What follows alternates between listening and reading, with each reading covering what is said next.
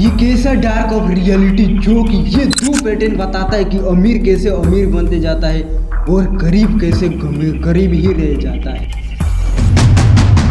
जो कि देखो ये दोनों पैटर्न लिया गया है रिच डैड और पुअर डैड रॉबर्ट कियोसाकी के फेमस बुक से, जो कि रॉबर्ट कियोसाकी खुद इसको मैन्युफैक्चरिंग किए और खुद इसको बताए हैं कि ये दोनों पैटर्न किस तरीके से काम करता है। फर्स्ट नंबर पैटर्न ये देखो कि ये है गरीबों का पैटर्न और सेकेंड नंबर पैटर्न है ये है अमीरों का पैटर्न।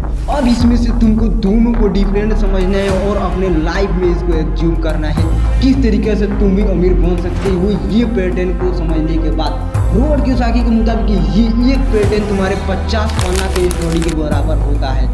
तो तुम अगर ये एक पैटर्न को जान जाओगे तो तुमको 50 पन्ना नहीं पढ़ना पड़ेगा। तो समझो फर्स्ट नंबर को गरीबों का पैटर्न कैश वैल्यू किस तरीके से काम करता है। तो देखो ये पैटर्न दो भाग में बांटा गया है। फर्स्ट नंबर को मान लेते हैं हम ए पैटर्न और सेकंड नंबर को मान लेते हैं बी पैटर्न। अब ए पैटर्न में देखो इसमें दो पार्ट किया गया है। फर्स्ट नंबर में है आय और सेकंड नंबर में ब्याज। अब आते हैं बी पैटर्न में, जो कि इसमें देख सकते हैं इसमें संपत्ति और इसमें दायित्व। अब इसमें दायित्व और संपत्ति क्या होता है, जो कि एसेट्स और लायबिलिटी। अब ये काम किस तरीके से करता है, देखो मध्यम वर्गीय परिवार को जब रोजगार मिलता है तो रोजगार मिलेगा तो जाहिर सी बात है उसको आय भी बढ़ेगा।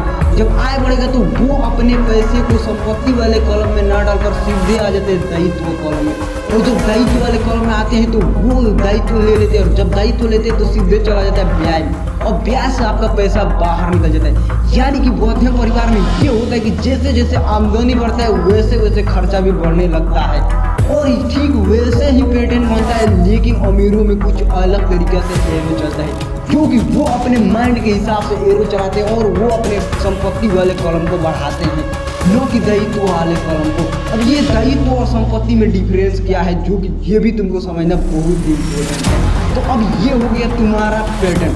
अब ये देखो ये है अमीरों वाला पैटर्न, जो कि इसमें देख सकते हैं इसमें भी दो भाग में बांटा गया है एक पैटर्न को।